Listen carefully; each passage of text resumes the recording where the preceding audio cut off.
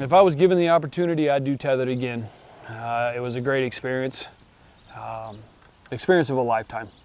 I've thought about it a lot, and I probably would do this again just because I learned so much and challenged myself and felt so good at the end. Well, the first thing that I did when I got back home, of course, was hug my kids. And my wife had a big pot of lasagna for me, and you know, it still was at that small stomach point, but I stuffed as much of that lasagna and bread into me as I possibly could.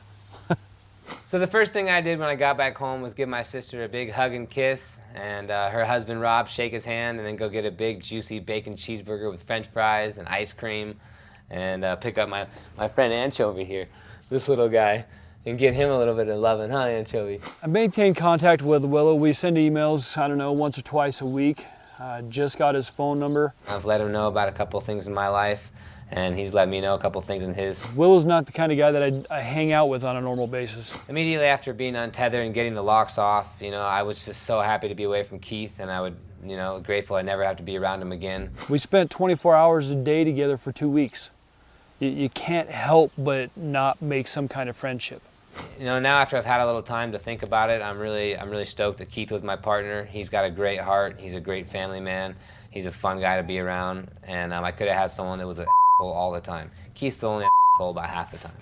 It took me probably 2 weeks to get used to being home. So I basically back up to my regular weight of like 160 pounds. I think I lost maybe 10 to 15 pounds at the show, I'm not sure. And I put it all on pretty quick afterwards with a bunch of fried chicken and ice cream. I lost about 25, 30 pounds.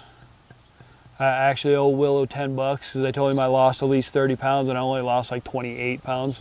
I would say the most frightening moment out there was probably jumping off the cliff. Plunging down a cliff, tethered to somebody, not knowing whether the person is going to jump off at the same time or we're going to hit at the same time or one of us is going to sink or get caught up in the tether.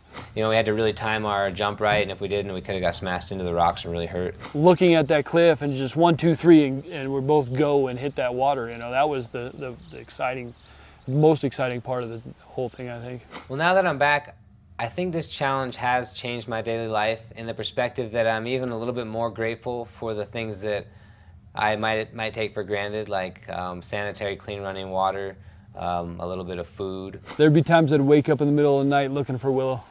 And I find myself thinking, God damn, I'm so happy there's not a 6-foot chain attached to another lump of human flesh. I'd reach over and it'd be my wife and it wouldn't be Willow, you know, so I'd reach over, tap her, you know, hey, gotta go pee. You know, she'd be like, you're not tethered, babe, go to the bathroom, you know. If I was to describe to somebody what being tethered to somebody in Panama was like, it was like heaven on one side and hell on the other. It was the hardest, nastiest, foul thing you could ever do.